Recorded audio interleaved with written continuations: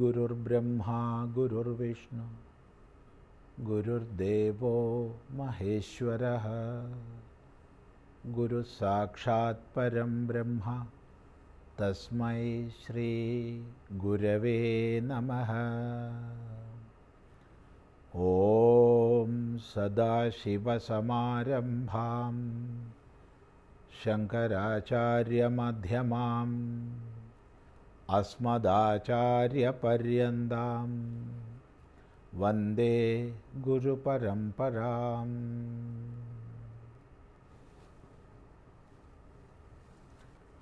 ശ്രീരാമ തത്വത്തെ സീതാദേവി ഹനുമാൻ ഉപദേശിക്കുന്ന ഭാഗമാണ് നമ്മൾ ശ്രദ്ധിക്കുന്നത്. പരമാർത്ഥത്തിൽ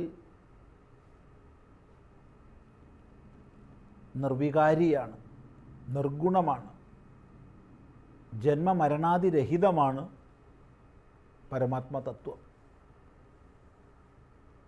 എന്നാൽ മായായുക്തമായി ലോകാനുഗ്രഹാർത്ഥം വിവിധ ഭാവങ്ങളെ സ്വീകരിക്കുന്നു. ആ ഭാവങ്ങളെ വർണ്ണിക്കുകയാണ് അയോധ്യയിൽ ശ്രീരാമൻ ജനിച്ചത് മുതലുള്ള രാമചരിതത്തിലെ പ്രധാനപ്പെട്ട സന്ദർഭങ്ങളെ സംക്ഷേപമായി സൂചിപ്പിച്ചുകൊണ്ട്. അതിൽ ശൂർപ്പണഖയുടെ നാസികാച്ഛേദ വൃത്താന്തമാണ് നമ്മൾ അവസാനം ശ്രദ്ധിച്ചത്. തുടർന്ന് ഖരനും ദൂഷണനുമൊക്കെ രാമനെ എതിരിടാൻ വന്നു. വെറും 3.25 നാഴിക കൊണ്ട് 14,000 രാക്ഷസരെ രാമൻ ഹിംസിച്ചു. തുടർന്ന് ഈ വൃത്താന്തങ്ങൾ ശൂർപ്പണഖ ലങ്കയിൽ രാക്ഷസേശ്വരൻ്റെ അരികെ പോയി അറിയിച്ചു. അതാണ് പിന്നെ ശൂർപ്പണഖ പോയി രാവണനോട് ചൊന്നാൾ എന്ന് പറഞ്ഞത്. എന്താണ്? തുടർന്ന് മായയാ പൊന്മാനായി വന്നൊരു മാരീചൻ തന്നെ സായകം പ്രയോഗിച്ചു സദ്ഗതി കൊടുത്തപ്പോൾ മായാസീതയെക്കൊണ്ടു രാവണൻ പോയ ശേഷം മായാമാനുഷൻ ജടായുസ്സിനു മോക്ഷം നൽകി.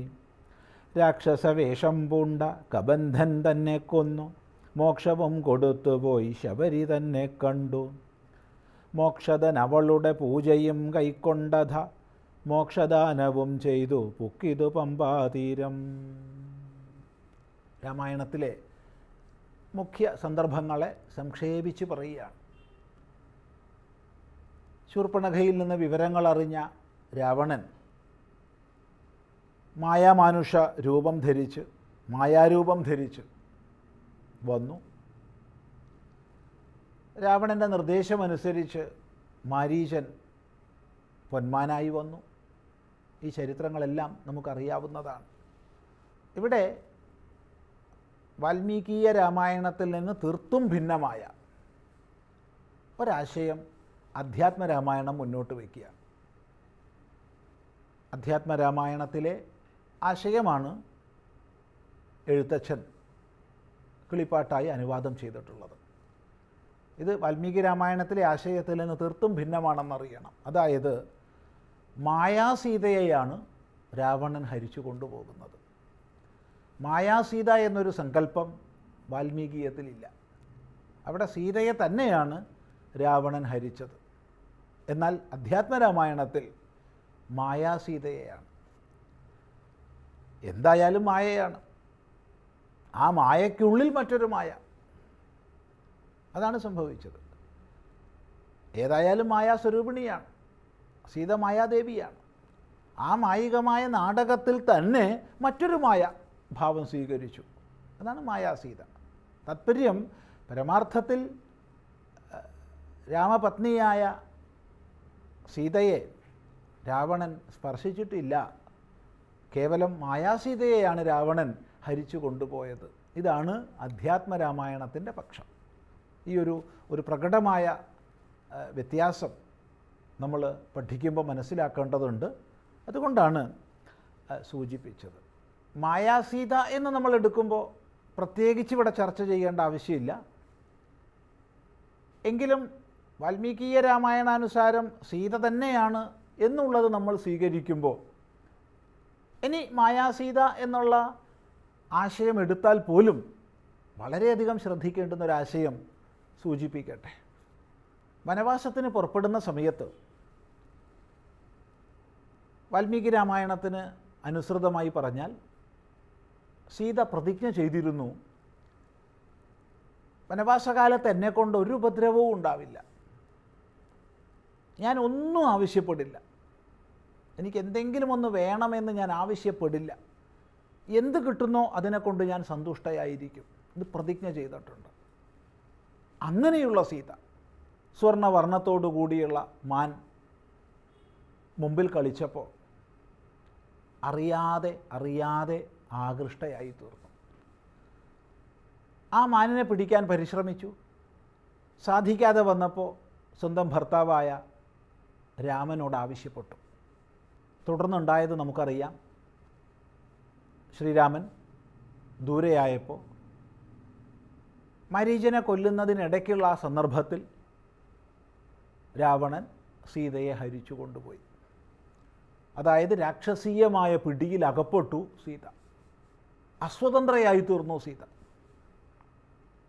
ബദ്ധയായി തീർന്നു. ഇവിടെയാണ് നമ്മൾ ശ്രദ്ധിക്കേണ്ടത്. അമ്മയുടെ, അച്ഛൻ്റെ വളരെയധികം ഉപദേശങ്ങൾ വിവാഹത്തിന് മുമ്പേ ലഭിച്ചവളാണ് സീത. തുടർന്ന് ശ്രീരാമൻ്റെ കൂടെ കഴിഞ്ഞവളാണ് സീത.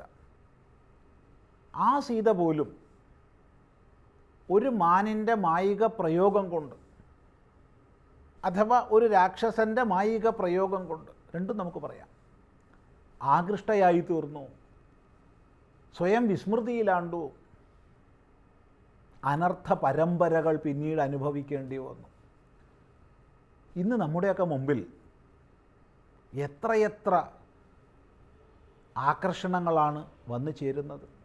നമുക്ക് ഏറ്റവും വലിയ അനുഗ്രഹമായിട്ടാണ് ഇന്ന് ഇൻ്റർനെറ്റ് മാധ്യമം നിലകൊള്ളുന്നത്. എത്രയോ വലിയ അനുഗ്രഹമാണ്. നമ്മുടെ മക്കളൊക്കെ ഇന്ന് പഠിക്കുന്നത് തന്നെ ഓൺലൈൻ മാധ്യമത്തിലൂടെയാണ്. നൂറുകണക്കിന് ലൈബ്രറികളിൽ പോയാൽ കിട്ടാത്തത്ര അറിവ് നമുക്ക് ഇൻ്റർനെറ്റ് മാധ്യമത്തിലൂടെ ലഭിക്കുന്നുണ്ട്. പല മേഖലകളിലെ പ്രഗത്ഭന്മാരുമായി ബന്ധപ്പെടാൻ കഴിയുന്നുണ്ട്.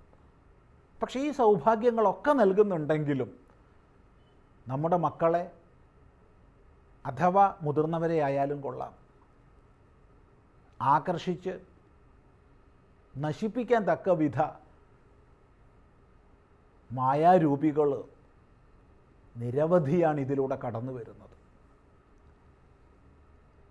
അങ്ങനെ രൂപപ്പെടുന്ന സമൂഹ മനസ്സിന് മുമ്പാകെ എന്തെല്ലാം ആകർഷണങ്ങളാണ് നമ്മൾ കാണുകയാണ്. ഭരണഘടനയെ തൊട്ട് സത്യപ്രതിജ്ഞ ചെയ്ത് അധികാരസ്ഥാനങ്ങളിലിരിക്കുന്ന ഭരണാധികാരികൾ വരെ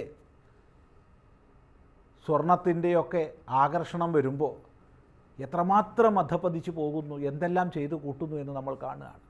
എന്തെല്ലാം സ്വപ്നജാലങ്ങളിൽ അവർ പെട്ടുപോവുകയാണെന്ന് നമ്മൾ കാണുകയാണ്. അവിടെ ഒന്നോ രണ്ടോ അല്ല സ്വർണ്ണ സ്വപ്നങ്ങൾ, നിരവധിയാണ്.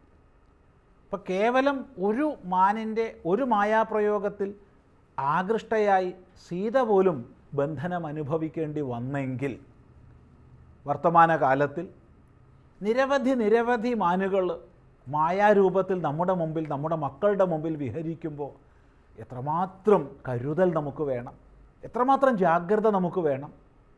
ഇല്ലെങ്കിൽ നമുക്ക് വരാവുന്ന അനർത്ഥ പരമ്പരകൾ എത്രമാത്രം. ഇതിനെക്കുറിച്ച് സാന്ദർഭികമായി ചിന്തിക്കുക. ഗൗരവത്തോടുകൂടി, ജാഗ്രതയോടുകൂടി, ഒരു പ്രലോഭനത്തിലും വീഴാത്ത വിധത്തിലുള്ള വ്യക്തിത്വം നമ്മൾ വളർത്തിയെടുക്കണം എന്നുള്ളതാണ് ഈ സന്ദർഭത്തിൽ പറയാനുള്ളത്. തുടർന്ന് നമുക്ക് അടുത്ത പ്രാവശ്യം ചിന്തിക്കാം.